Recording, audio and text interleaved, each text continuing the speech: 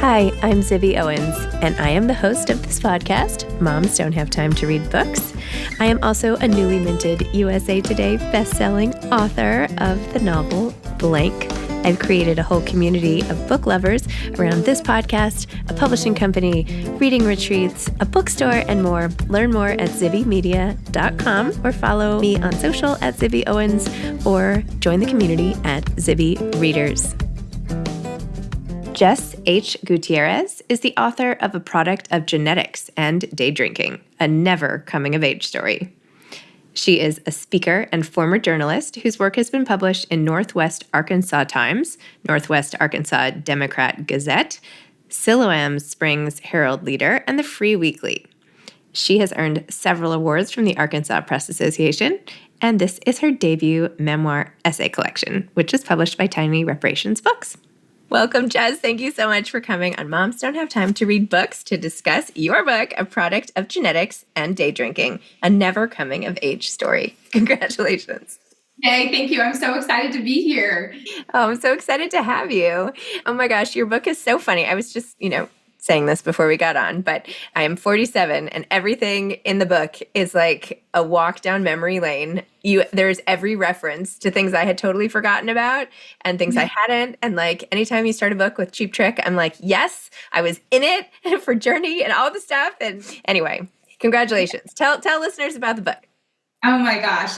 So it's a coming of age story.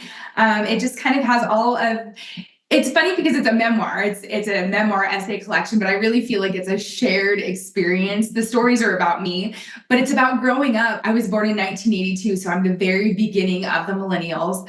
And I was raised by my boomer mom who, was listening to Cheap Trick and Journey. And in fact, my mom, growing up, she told me that my real dad was Steve Perry from Journey. And I believed it. Imagine my disappointment, I was just, when I finally found out, I was like, Mom, and, but that was the generation that raised us. So this whole book is about, riding our bikes to gas stations 12 miles away that we had no business doing that. And, things like smoking candy cigarettes and the music that we listened to and the fashion and glamour shots and my coming out story, all of that. So it was so much fun to just kind of vomit it all into a book. I loved it. And, the essays were so bite size. You can read just one at a time and get all the humor and all of it. I really appreciate a short essay, right? The zing of the experience. One of the ones, there's so many I want to talk about, but one of the ones that was so funny was when you were talking about Olestra. Do you remember? And the Lays and all of that. Wait, I want to find this whole thing because, I was doing that too. They weren't called baked Lays. What were they called? I think they were called Wow Chips, maybe. Wow Chips. Yeah, whatever. Wait, oh my gosh, now I can't find it. But and the whole wow of it was that it gave us all diarrhea. Was the it's so funny. And then that your mom was on Fen, right? Wasn't she on? And you were and then she didn't want to go off, and just all the things. Well, I can't find it, but anyway, all the things that we all do. I've been open about being on Manjaro, so I'm sort of in this whole world. And I had a mom who was eating, cottage cheese and fruit every day and doing all the things. And anyway, just to have you just shine a light on how crazy the whole thing is so funny. It is, and the fact that we know it's crazy and we still kind of perpetuate it, right? I watched my mom wear the trash bag to sweat it out, and I've done just crazy of things. And I'm like, well, I know better than all of this. And I don't want to be showing my daughter any of this or my sons, but I'm like, ugh, so it's just funny. Yeah. So funny. The coming out part you referenced a second ago, that was also great. And can I read a little bit of this chapter, Unbeknownst to Queer? Is that okay? You were this is what you said. Let me clarify something. There was never a time when I wasn't queer. There was, however, a super long stretch in my life during which I had no idea that I was. My friends were gay. Most of the people I admired were gay. My family was pretty sure I was gay. I was super attracted to women and androgyny in general. Even with all of that, it never occurred to me that I was queer. Tell me about all of that. And you're so funny with the guys and oh my gosh. Anyway. I dated guy after guy after guy and I had fun with them. I wanted to go to movies and hang out and do all the things. But when it would get much further than that, I'd be like, oh, something is amiss. And I had no problem being, and in fact, I was like, well, this is cool. But it just didn't occur to me for the longest time that that was what was going on. And so I had, oh my gosh, so many ridiculous dates with guys that they didn't understand it any more than we were doing all the things except, the things they mostly wanted to be doing. So it's just, yeah, so my coming out story. And then when I did, no one in my family was surprised. None of my friends were surprised. So it was a little bit disappointing. I mean, I didn't want, hysteria or, police to have to show up, but I wanted some reaction and there was nothing. Nobody, my best friend, who's an amazing best friend, was like, let's go out, let's celebrate. She just wanted to party, though, is the truth of it. But Any excuse is funny. You also have this whole part about you and your mom. So you grew up you moved 20 times, you lived in a trailer for part of the time. And at one point, your mom befriends a group of women who start babysitting and join a book club with her. And she has these Oprah's book club, dreams. And then your dad says, this is actually like what is what's the polite way to say this? And prostitutes. Yeah, they were next door and they'd become my mom's best friends. Yeah. So that was part of growing up, and they became the people that we trusted most in our lives. And they were really lovely, lovely women. But, it was just another crazy part of the whole picture. Yeah.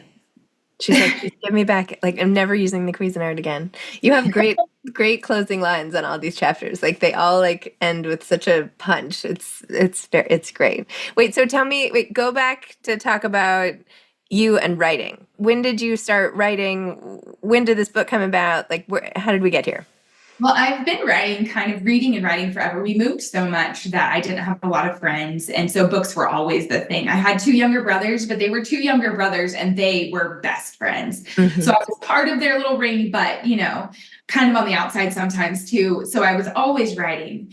And I wrote and wrote and wrote, and I was a newspaper reporter for a while. And then I found out that they don't really pay writers any money, really. Starting newspaper reporter, and they started kind of doing layoffs. And I didn't want my career as a newspaper reporter to end being laid off. Mm-hmm. So I went to the community college and I found a degree. I went into respiratory therapy school, which has served me really well. And I've loved it. But I remember we had all kinds of issues with infertility, my wife and I did. And we finally had a baby in 2015 and then another one in 2017. And I was holding that baby, my son, who's now my middle son, in 2017. And I remember I was, all of the terrible things. I mean, babies are wonderful. They're also monsters. They're terrible. Especially the first few months, it's everything you wanted, but you also just always want to throw up because you're so tired and your hormones are just out of control. And I remember looking at him one day and saying to him, you can be anything you want to be, anything, and I believed it with all my heart. And then I thought, my hormones tidal wave. And they were like, you can too. And you're not doing that. You're not showing your kids to do the thing that you're telling them, be your dream, do your dream. And I wasn't doing it. So that night during 2 a.m. breastfeedings and probably lots of tears, I started writing, and I started writing children's books, actually. And I wrote and started trying to find an agent. I found an agent and ended up not having that agent for very long. I went to another agent, Claire Draper, who was going to represent me on a children's book. And we sent it on sub, and they were very positive and very excited. Did not sell that first book. And so it was okay. I had more. I always have more up my sleeve. The plan was, I was determined. So I wrote 5 or 6 romance novels, rom-coms, and they kept going on sub and just almost making it. They almost sold. They were so close, which is so much worse than flopping, having the news that it might be happening and then it not is just was enough to make me eat an entire bag of fun-sized Snickers every time, totally fine. And then my agent, Claire Draper, finally said, Jess, it's time that you just stop. And I was like, stop. And they were like, stop writing what you think I want. Stop writing this crap for your mom. It's good. It's fine, but it's not great. And of course, I had another bag of that chocolate because that hurt my heart so bad. But that exact day, I called my mom and I was like, Mom, I want to write a story that might not be the most flattering thing. And she was like, if you're talking about kind of your life story, it's the same thing I've been telling you forever. And Claire's right. And so I said, are you sure? And she was like, I know I'm going to look crazy and it's fine. And so I sat down and then just a fury, like on fire, I wrote this book and it just kept coming and coming and coming. And the way it felt when I was writing it, I couldn't stop, it just, and so I knew it was the right thing. And we went on sub with this book after all of those being on sub with books. We went on sub with it November 10th. And I'd sworn, I'm sorry, I'm all over the place, but I'd sworn, I said, I will see a book by the time I'm 40. By the time I'm 40, I will sell a book. Well, 14 days before my birthday, we hadn't gone on sub with this book yet. And I was like, I will sell a book in my 40s. Before 41, that still counts. Well, Claire sold that book on my 40th birthday. No way. My 40th birthday was 10 days after we went on sub. Oh my gosh. Tiny book. I have like goosebumps. Oh, me too. I almost, every time I think about it, I'm like, the universe was like, okay, Jess, this is the bone we're going to throw it. And I ended up with the most amazing publishing team, and Phoebe Robinson, MBA Conde is my editor. It's been a dream, like a dream. And so that baby that I talked to in 27 and said, anything can happen. You can do anything.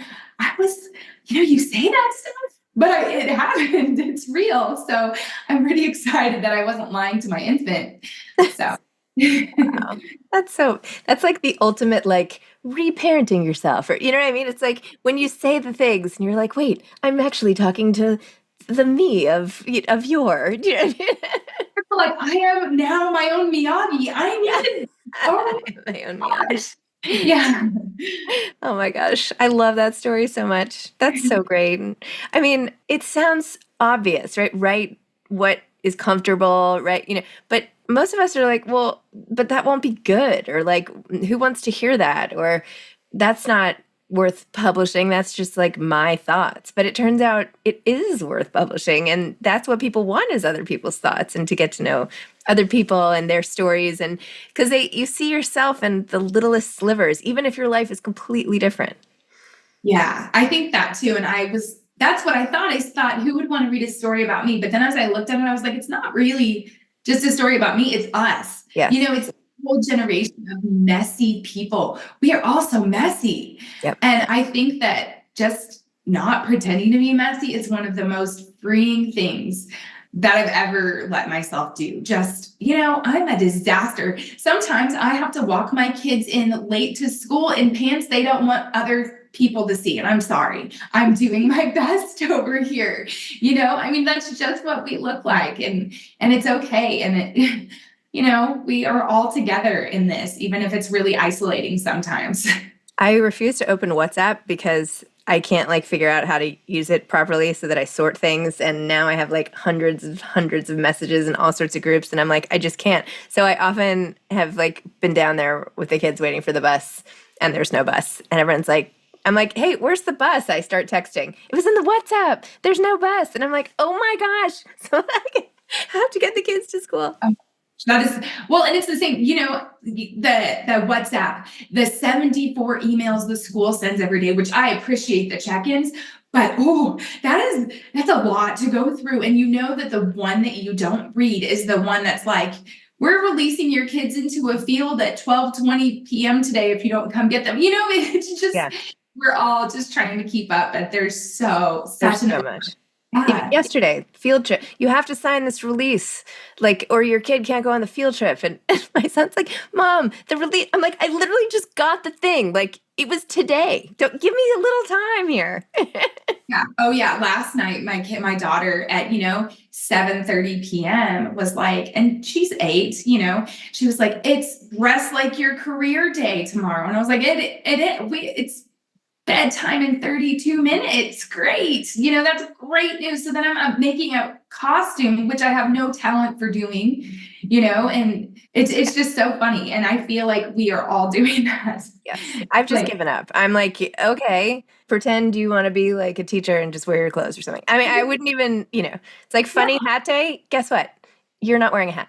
Like, you Yeah. don't wear a hat. And they're like, we don't want to wear a hat on Funny Hat Day anyway. I'm like, great. Like, good. You are my people. I need you to be those people because sometimes we're just not going to have a hat. Yeah. I have a toaster strudel in the back of the car. If you can dig that out, somehow you can use that. It's fine. But that we have no hat. I'm sorry. Yeah, exactly. Yeah. I love it. Boycotting. I mean, we all have to just do what we do to get through. I mean, there's too much. I mean, that's why your book is so funny, right? I mean, it's part of why. I mean, you talk about so many different things, but part of it is just like the acknowledgement that it's impossible. But instead of saying life is impossible, you're like, let me give you 8,000 examples of this. Yes, it is 8,000 examples of hard. You could fill probably 1 million more books of all the stuff. Speaking of which, so are you going to be writing more books? What's the plan now? I'm actually under contract with the same publisher, Tiny Rep, for my second book. I actually just turned in edits and I'm waiting, for my editor to see them. But it's Adulthood for Amateurs, Stories of a Geriatric Millennial, which is also offensive. No. So you said that you're Gen X, right? You're Gen X. I mean, I guess. Yeah. I'm so close though. Yeah, I feel like some of us are just kind of in the middle of just being all the, Gen X. The older Gen X's are the ones that beat us up on the playground, so like. No, I was not beating anybody up on the playground. It's so funny though, because there's just this weird in the middle. And I feel like that's a lot about what this book is that some of us don't really fit into either, but have so many memories from both. And so that's I think that's kind of fun. My husband is born in 1982 and I'm in 1976. And we have like different cultural references. I'm like, it was not that many years apart. But like, how have you not seen all these movies? And like, it's crazy. Yeah. The differences in our culture. Oh my gosh. So let me just like pick at random one of the funniest things. Oh, you're funny. You're so funny. The 14-year dry stretch. Fictional film in the 90s. Disclaimer, if I were a normal girl writing a normal book, there wouldn't be a whole chapter entirely focused on fictional film characters of the late 1990s. But as you've come to learn, there's no direction in which this story is afraid to wander. Oh my God, you're so funny. The whole thing with Rose and Jack. I mean, talk about, you're just so funny. When you were thinking of essays for this, so they all just like came out and like, how did you organize them? And did you know it was essays versus a memoir? Because sometimes they're like, oh, essays don't sell as well as memoir. And, there's all that stuff, which I disagree with, but whatever. I was lucky enough, and this does not sound lucky at all. This sounds kind of dumb, actually. I didn't do any research. I didn't know that any of this was a hard sell. I didn't know.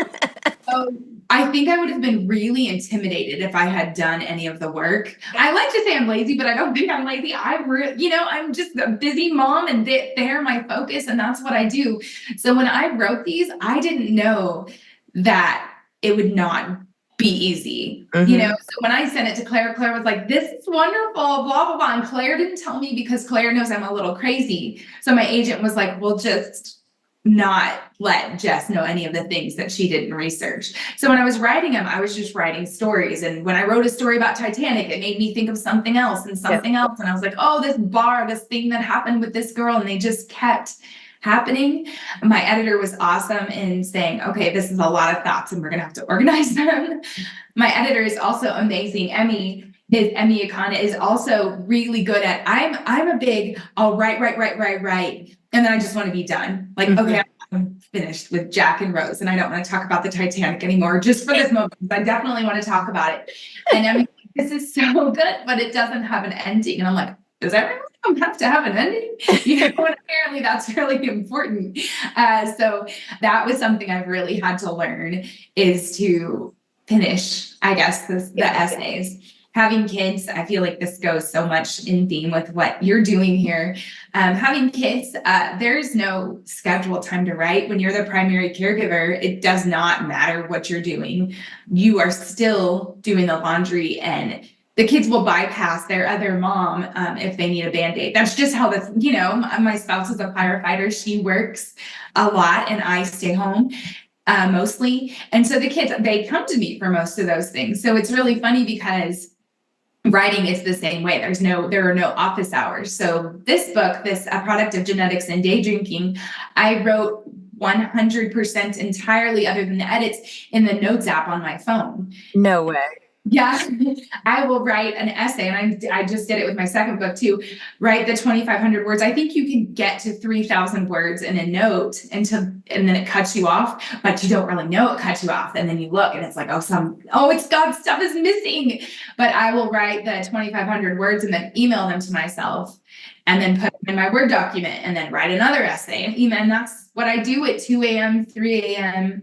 That's when I'm doing my writing. I have a 20-month-old at home, and and that's one thing that I think that parents, and I would have never said, oh, I'm incredible, I'm amazing, but you see moms and dads and parents and people that take care of kids just do ridiculous things that to make things better and to show their kid, so I'm writing 2,500 word essays and notes apps at night to get this done, and I did, and so it feels really big to me. It feels like a big deal, and It should feel like a big deal. That's huge. I mean, first of all, I can't even get the hang of my notes app. It's really simple. Like my daughter just tried to share a note with me with her birthday wish list or something, and I'm like, you can share notes? Did you know that? You can have a collab on a note? I was like, this is so cool. So now all of a sudden I'm in her notes. I didn't know that, and I use them all the time. Yeah, you can just collab now with your editor and just send her all the notes. That's amazing. I know, but I'm learning all these things too. So you basically had to type it all, just do on your phone. The manual dexterity involved in doing that is also impressive, because I'm so much faster with all my fingers on a keyboard than just My mom will watch me and she'll be like, that's ridiculous. I'm like, You do what you have to do. You just do it. Just like she did what she had. I mean, we all just are making it, Wow. Imagine what you could do if you had time. I tell my wife that. I'm like, oh my gosh, what could be in here? And she's like, imagine you're going to have so many, you're going to just have essays coming out of your ears, I have about 20 on my phone right now that are midway. And I'm at the point where I either need to finish because it becomes a lot, so. How do you know what to save for your books versus your Substack? My favorites, well, it really just depends. The books are kind of thematic. So if it's going with a theme, then I know that one should be saved. And then others that just need to happen right now, or something ranty, like a Walmart encounter, that'll usually be just vomit it out and send it to my, so.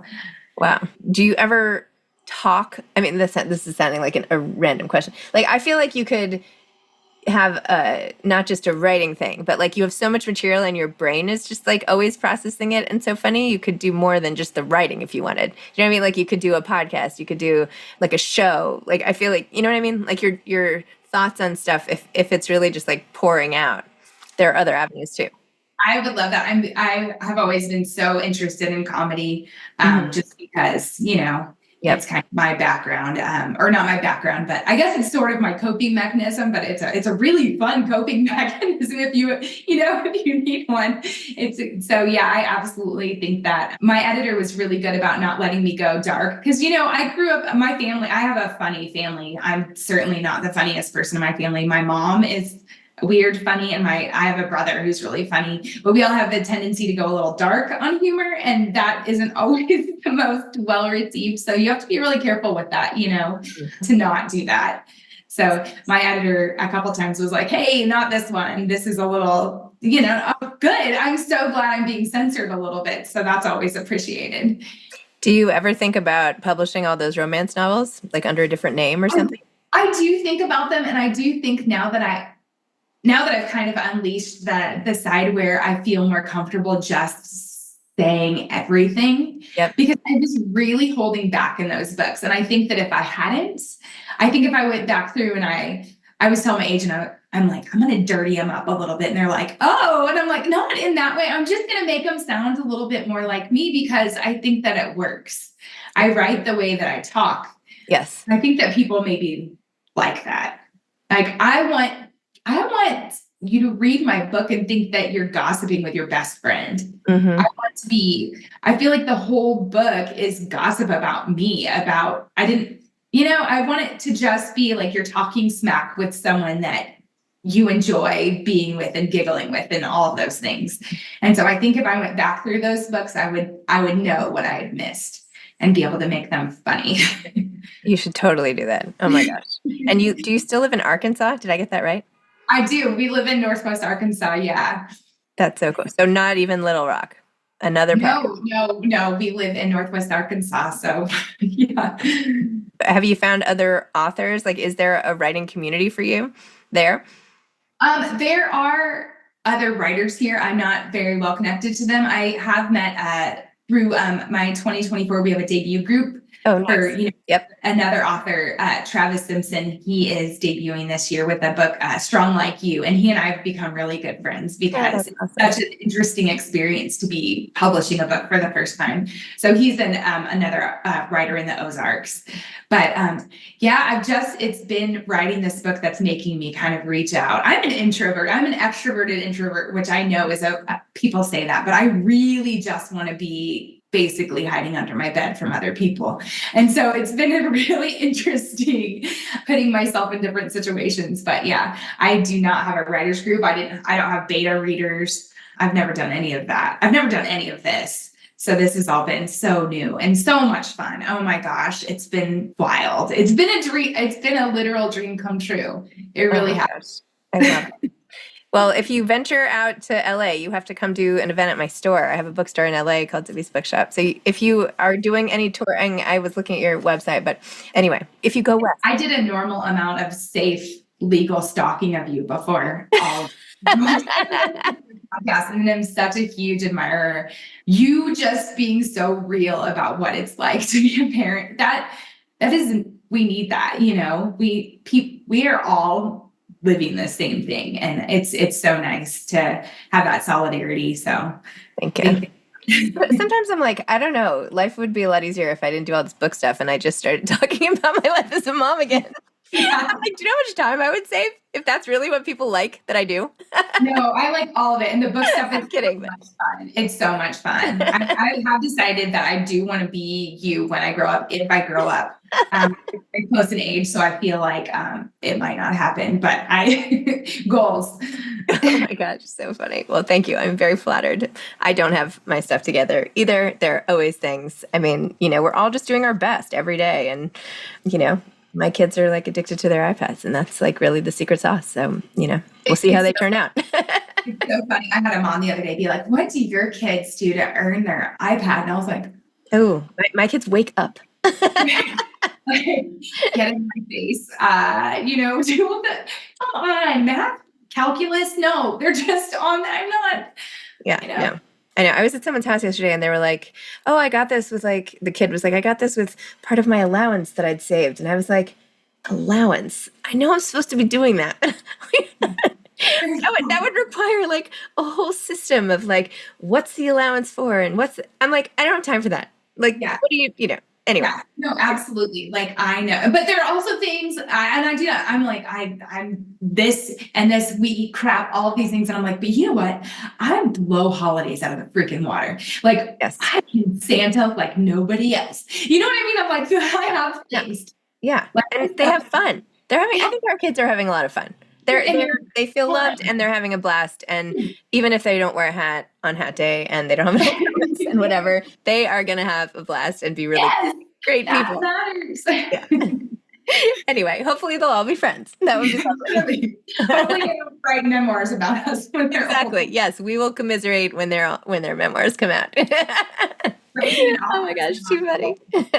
Well, oh my gosh, Jess, congratulations. This was so fun. And I hope I get to meet you in person. I've never been to Arkansas. That's really cool. I want to even hear more about that. But anyway, congratulations. I hope you never come of age.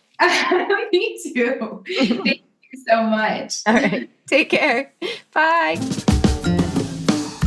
Thanks for listening to Moms Don't Have Time to Read Books. If you love it, please leave a review and follow us on social at Zibby Owens and at Zibby Readers.